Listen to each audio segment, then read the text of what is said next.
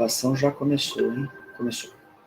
Bom, então, pessoal, a gente continua na geopolítica. A gente veio, na aula passada, a gente viu aqui desde o Brzezinski, falou um pouco do Pilsudski, né? Como eles se relacionavam muito naquela ideia de você provocar uma desestabilização pela periferia, estimulando certos grupos étnicos, certos conflitos nacionais, né? A gente viu como isso foi aplicado na União Soviética, né? Quando a Lituânia caiu, toda a União Soviética basicamente desabou, tá certo que já vinha nesse processo anteriormente, mas não deixa de ter sido algo que contribuiu muito. A gente discutiu como a teoria do efeito dominó impactou a visão também durante a Guerra Fria, e também, claro, profundamente, a visão do Brzezinski. Então, a gente falou das zonas de contenção, como que isso era aplicado durante a Guerra Fria, né? Então, impedir que o comunismo se alastrasse, tudo isso levou àquilo que a gente discutiu também, que era a Operação Condor, né? E essa Operação Condor era o quê? Toda aquela operação planejada pelos Estados Unidos, e isso daqui não é teoria da conspiração, pelo amor de Deus, pessoal, isso daí já é um fato histórico, né? Uma operação organizada pelos Estados Unidos, né? Para derrubar os governos latino-americanos, principalmente durante ali o período da década de 60 e 70, né? A gente sabe o golpe brasileiro foi em 64, quando assumiu o general Castelo Branco, né? Profundamente financiado pela inteligência norte-americana, e a gente teve outros golpes, né, na América Latina inteira, né? A gente pode pegar um caso clássico também, que foi o Chile, né, em 1973, mas também na Argentina, que foram ditaduras que a gente chama de ditaduras autoritárias, né? O autoritarismo latino-americano nesse período, né? Não confundir com totalitário, viu, pessoal?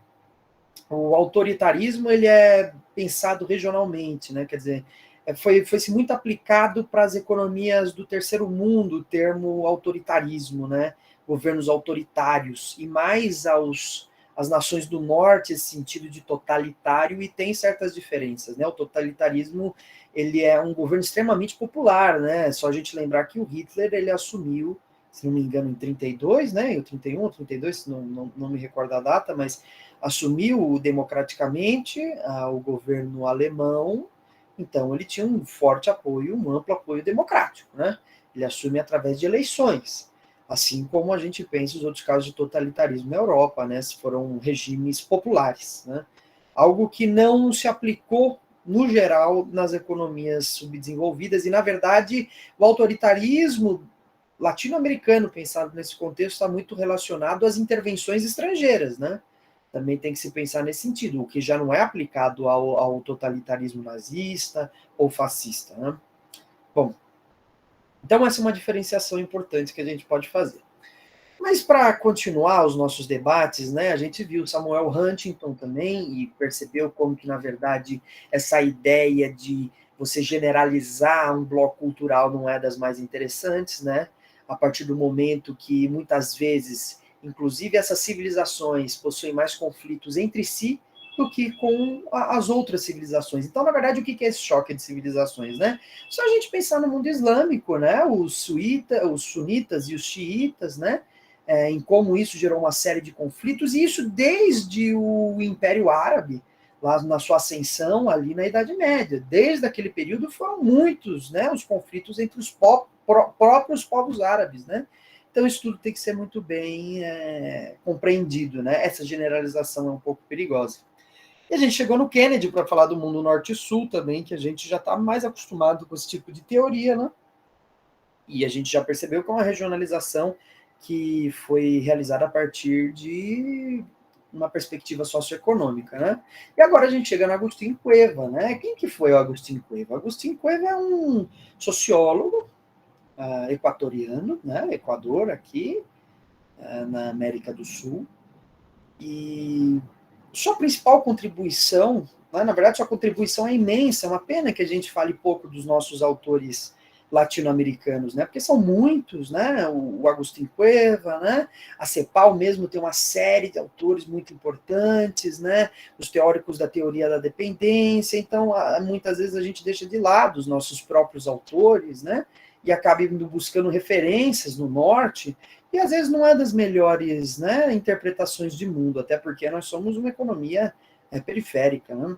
Então, para a gente falar um pouco do Agustín Cueva, a gente precisa entender essa ideia da Agustín Cueva de fascistização na América Latina.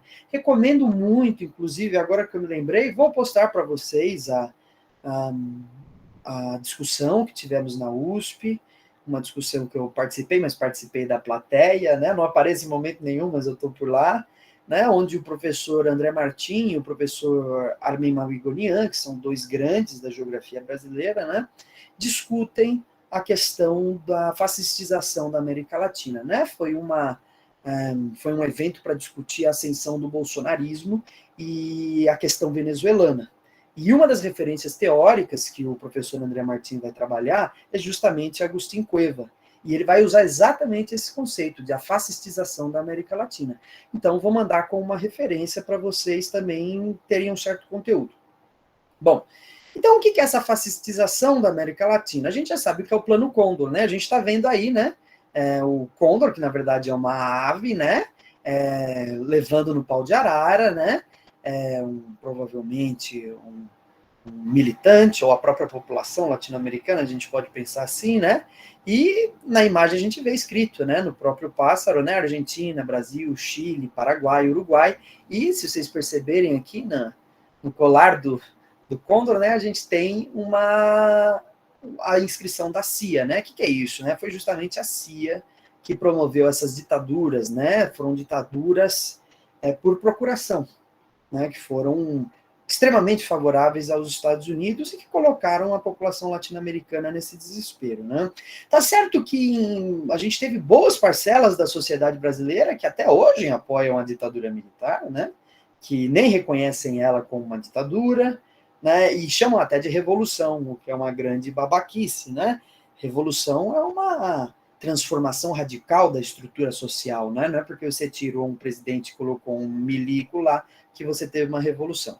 Então, ainda existem populares, principalmente, e na própria época, né, no próprio período a gente teve apoio à Marcha da Família com Deus, né, pela liberdade, porque é muito resultado, aí a gente entraria numa discussão muito profunda, que eu não vou fazer aqui, mas é muito resultado de uma sociologia brasileira mesmo. A gente tem que entender o povo brasileiro como um povo autoritário também, né?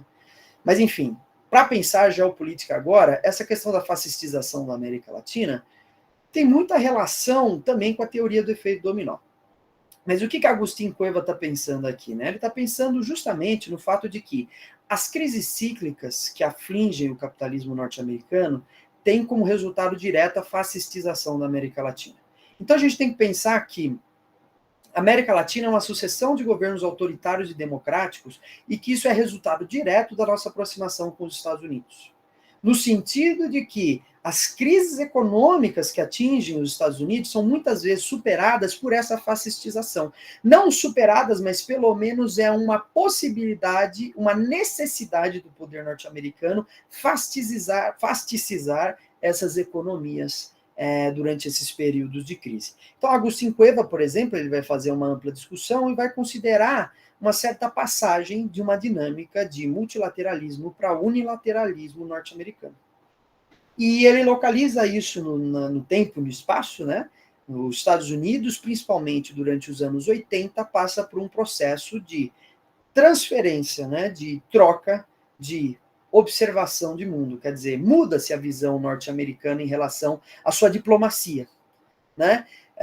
Primeiro a gente precisa fazer também uma caracterização do que é esse unilateralismo e do que é esse multilateralismo, né? O unilateralismo é quando um país conversa com outro diretamente. Nós fazemos um acordo unilateral. Ou quando eu tomo uma posição isoladamente, né? Quer dizer, quando o Trump resolveu sair do Acordo de Paris, que nós vamos falar já já, foi uma tomada de posição unilateral. Quer dizer, ele não pensou em todo o conjunto de países, ele não pensou na ONU, foi uma decisão individual. Então, eu, presidente dos Estados Unidos, decido por mim mesmo que eu não quero mais fazer parte do Acordo de Paris. É uma tomada de posição unilateral. O multilateralismo já é diferente, quando você pensa no sistema internacional, quando você leva em consideração as partes, né? Quando você leva em consideração os blocos e as organizações internacionais, quando você conversa com os países e busca tomar uma decisão em conjunto. Esse é o multilateralismo, né? E é justamente isso que o Agustín Cueva está percebendo nos anos 80 nos Estados Unidos. Quer dizer, os Estados Unidos troca a sua visão de diplomacia multilateral por uma visão de diplomacia unilateral. Para quem conhece a história norte-americana, já sabe que o início dos anos 80, né, tem a ascensão de um radical, de um ultraconservador, né, chamado Ronald Reagan, que na verdade é aquele que vai desenvolver muito do que a gente vai chamar no futuro de neoliberalismo, que vai culminar no Consenso de Washington, né? Então, o Ronald Reagan assume, ele vem na sequência do Jimmy Carter, que ainda é um presidente com certo foco, né? Por exemplo, o Jimmy Carter, ele, para dar um exemplo desse multilateralismo, o Jimmy Carter, ele está muito aproximado com a União Soviética. Não é um aliado, claro que a gente está na Guerra Fria, mas os acordos do SALT, se vocês se lembram, né? SALT I, SALT II, que foram os acordos realizados e que tinham como objetivo controlar a produção de armamento nuclear, foram realizados durante o governo de Jimmy Carter, né? O SALT II não chegou a ser idealizado, mas não chegou a ser colocado em prática. Por quê? Foi logo na sequência que assumiu o Ronald Reagan, que trouxe uma visão completamente hostil à União Soviética, né? O Ronald Reagan passa a chamar a União Soviética de Império do Mal, tudo mais, né? Então, essa passagem, os anos 80 marca muito essa passagem. E é justamente ainda nesse período que a gente vê uma... Ainda, para a gente pensar a América Latina, é claro que o final meados para o final dos anos 80, né, de 85 para frente, a gente tem a superação de muitas das ditaduras aqui na América Latina. Mas isso não exclui o fato ainda da sua teoria anterior da fascistização, ok? Quer dizer, os Estados Unidos, nesse período dos anos 80, tenta resolver a sua crise econômica aplicando certas medidas neoliberais no seu próprio território. Então, os Estados Unidos passa por uma crise econômica, o mundo inteiro passa, né? Inclusive, isso se chama década perdida aqui no Brasil, né? Por um momento de crise. E os Estados Unidos vê qual o limiar de superação dessa crise, né? É a aplicação do neoliberalismo no seu território nacional, ou aquilo que nós chamaríamos de políticas de austeridade, quer dizer, cortes em benefícios, cortes no orçamento público, etc. Né? O que, por outro lado, não deixa de ser evidente como os Estados Unidos continua ainda nesse período intervindo no mundo, né? A Camille está perguntando aqui, professor, rapidinho, sobre a diplomacia multilateral dos Estados Unidos. Qual exemplo você deu mesmo? Os acordos, né, o SALT I, vou digitar aqui para vocês, e o SALT II, que foram os acordos que buscavam a diminuição da produção de armamento nuclear entre Estados Unidos e União Soviética, né? Ou seja, os Estados Unidos tinha a consideração da União Soviética, tentou fazer um acordo em conjunto, né? Tanto os Estados Unidos como a União Soviética iriam diminuir em conjunto a sua produção de armamento nuclear, né? Com o Ronald Reagan, não. A União Soviética é o Império do Mal e a gente vai agir de forma autoritária, e aí é o fim daquilo que a gente chama de detente, né? Essa detente é o quê? É essa espécie de diminuição de tensões, né, entre Estados Unidos e União Soviética, né? Nos anos 70 a gente tem essa diminuição que volta a sofrer uma escalada nos anos 80 com o governo Ronald Reagan. Mas voltando aqui ao Agustín Cueva, né? Então essa fascistização, ela está no contexto ainda de um certo multilateralismo norte-americano. O multilateralismo, pessoal, e unilateralismo não tem nada a ver com ser bonzinho ou ser ruim, vou colocar dessa forma bem escrota mesmo, quer dizer, não é porque eu sou multilateralista que eu tenho um princípio de acordo entre os povos, não. Só quer dizer que eu tenho uma visão de mundo que leva em consideração certos acordos em conjunto, né? É claro que o unilateralismo acaba necessariamente sendo mais autoritário. É só, de novo, usar o exemplo do Trump saindo do Acordo de Paris. É mais autoritário, quer dizer, eu vou tomar uma decisão unilateral, não vou consultar ninguém e vou sair. Mas isso não tem nada a ver com a geopolítica norte-americana no sentido de como eles se projetavam nas intervenções. Quer dizer, tanto quando os Estados Unidos tinham uma visão unilateral, quando os Estados Unidos também tinham uma visão multilateral, continuaram existindo essas intervenções, né? Essas intervenções no mundo, e que tinham um objetivo claro de manter uma certa hegemonia norte-americana, né? Então, o Agustín Cueva ele analisa tanto essa passagem do multilateralismo para o unilateralismo, o que vai culminar numa série de políticas neoliberais e no modo de agir dos Estados Unidos no mundo.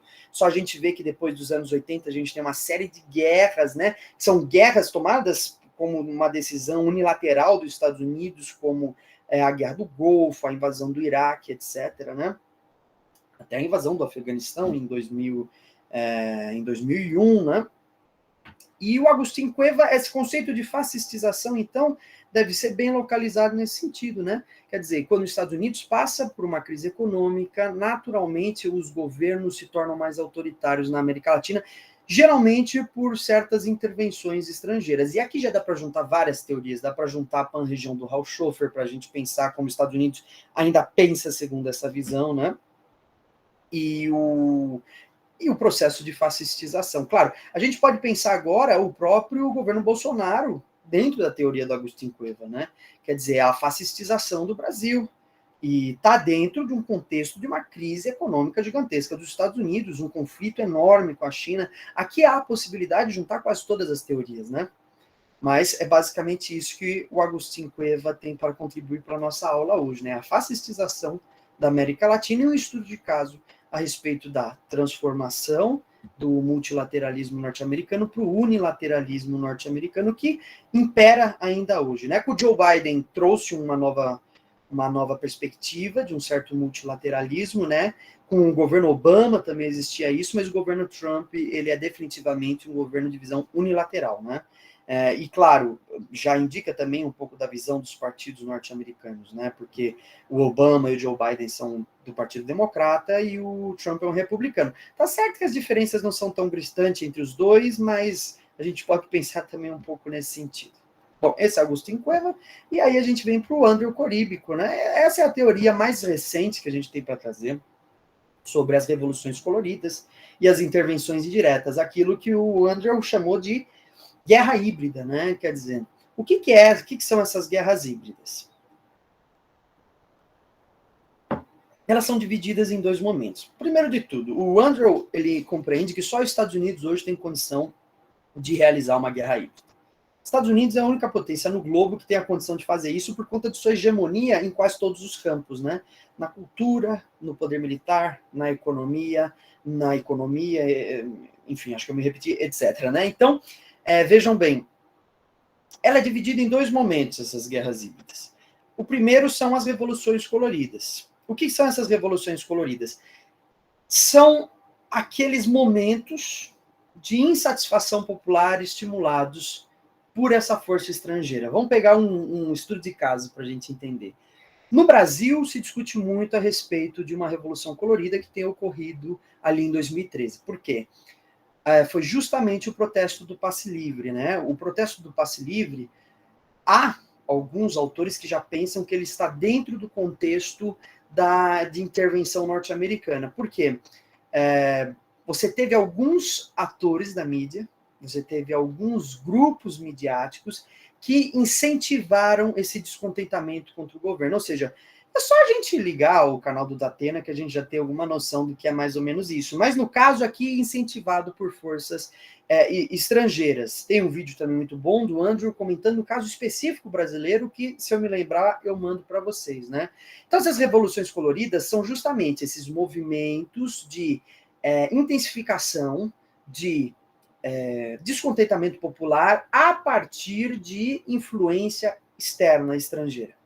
Então, os Estados Unidos financia certos grupos da mídia, financia certas ONGs, né, financia certos atores que vão ter como função desestabilizar o país, criar um movimento que seja hostil ao atual governo. Então, é mais ou menos isso que acontece em 2013, porque começa-se uma insatisfação muito grande em relação ao governo federal, né? Começa por conta lá do passe livre, mas toma uma proporção gigantesca, né? E o governo Dilma soube contornar nesse período, né? A Dilma, ela soube realmente derrubar essa revolução colorida, né? Ela apoiou as pautas, ela tomou a frente desses movimentos e de alguma forma conseguiu destruir esse foco de revolução colorida, né? E aí tem a segunda fase, né? Se a primeira fase não dá certo, os Estados Unidos parte para a segunda fase, que é a fase de intervenção indireta. Por que tem intervenção indireta? Os Estados Unidos financia certos grupos, financia certos agentes para derrubar o governo. Primeiro, tenta-se de uma maneira, entre aspas, democrática, né? Tenta-se um golpe mais brando, né? Se esse golpe mais brando não der certo, vai, né? A escalada se torna exatamente militar, né? Se financiam grupos para derrubar o governo. E aí são vários estudos de casos que a gente pode fazer. Dando continuidade ao Brasil, a gente teve o golpe de Estado contra a presidente Dilma, né? E ele pode ser compreendido como essa segunda fase de intervenção. Hoje a gente já sabe, não é teoria da conspiração, já saíram os documentos, o Intercept já revelou que o Sérgio Moro foi várias vezes, né, foi consultado pela CIA, inclusive passou muito tempo fazendo o contato direto com os norte-americanos lá nos Estados Unidos, né? Então, certamente há muito de intervenção estrangeira nisso. O próprio governo Bolsonaro pode ser compreendido nesse sentido. E nesse sentido, a gente pode até pensar que a gente vive um estado de golpe. O governo Bolsonaro só se elege pela prisão do presidente Lula. Então, naturalmente, é um golpe de Estado. A gente não vive um regime democrático. E prova maior disso é toda a insegurança jurídica que a gente vive, né? Quer dizer, há uma enorme insegurança jurídica. As leis não são aplicadas. Isso para quem estuda direito, é um exemplo claro de que a gente vive um estado de exceção. Tá certo que não foi um golpe, como a gente vê na história, como de 64, né? Aquela coisa terrível, onde o exército se mobiliza. Não, foi um golpe brando. Mas dizer que hoje vivemos um regime democrático de direito é uma loucura, é um absurdo, né? Não faz sentido nenhum. Então a gente está justamente nesse contexto de intervenção indireta. E há casos em que a escalada se torna maior. Exemplos claros sobre isso seria a Bolívia, seria a Síria e a Ucrânia, né? O Andrew, no seu livro, vai discutir mais o caso sírio e ucraniano, né? Como que, na verdade, esses presidentes... Esses são dois casos onde a gente chegou na intervenção indireta armada, né? Na Síria, vocês sabem, o caos que ainda existe, né? E na Ucrânia, a gente teve uma guerra também, até que essa guerra teve como desfecho a anexação da Crimeia pelo governo russo, né? Mas, pensando no caso da Bolívia, que é mais próximo da gente, o Evo Morales, ele foi derrubado. E ele foi derrubado por uma intervenção. O exército se mobilizou. E só é muito interessante vocês compararem a imagem do governo Evo com o governo que o sucedeu, porque você percebe que no governo Evo, você tem o Evo com as lideranças indígenas e trabalhadores, e no governo o que o sucedeu, você vê um bando de militares, né? São só militares ocupando as cadeiras, né? Então é um exemplo claro de uma intervenção indireta. E isso pode ser motivado por vários fatores. Mas, naturalmente, diz respeito à fragilidade da economia norte-americana, né? Vocês viram que o Elon Musk mesmo, ele deu um parecer, né? Ele fez uma publicação dizendo vamos dar o golpe em quem nós quisermos. Né? Quer dizer, o Elon Musk, que é um grande empresário norte-americano, ele está dentro desse grupo de tecnocratas norte-americanos que influencia e financia e dirige, inclusive, o governo. E ele falou isso em relação ao Evo Morales. Então, ele mesmo admitiu, né? Damos o golpe em quem quisermos, e é isso mesmo. Se quiser isso, se não quiser, não é. No caso da Bolívia, a gente pode destacar o caso do lítio, né? O lítio, que hoje para o Vale do Silício é muito importante. O lítio é um componente, uma matéria-prima fundamental para fabricação de condutores de alta potência, né? Então, naturalmente, é um recurso que existe numa quantidade gigantesca na Bolívia e que gerou um impasse entre os bolivianos e os norte-americanos, né? Porque os bolivianos queriam estatizar a produção. E os Estados Unidos não pode admitir que essa produção seja estatizada. Os Estados Unidos não quer pagar mais caro por isso. Os Estados Unidos está numa competição acirrada com a China e na tentativa de manter sua hegemonia mundial, eles realmente fazem como o Elon Musk disse, né? Eles dão um golpe em quem eles quiserem. E deram um golpe, o Evo Morales caiu, e agora já voltou uma certa liderança, não é o Evo Morales, pelo que eu me lembro, mas uma liderança apoiada por ele, né? Então está um conflito ainda em aberto naquela região. E claro que a gente poderia relacionar isso com vários outros estudos de caso, mas antes a gente falar da teoria do caos do Stephen Mann, né? Esse Stephen Mann, na verdade, ele vai ser fundamental na obra do Andrew, ele vai usar muito ele como referência, né? E qual que é essa ideia? É simplesmente provocar o caos no país, né? Quer dizer, os Estados Unidos ele age provocando o completo caos. É isso que é a Revolução Colorida. Não precisa necessariamente ter um projeto de destruição de uma nação. Basta que você estimule o caos de todos os lados. Então é a mídia, são os grupos religiosos, são as ONGs. Você pega, né, um tema, na verdade é feito um estudo, né, de caso, e pega-se os temas mais relevantes para aquela sociedade.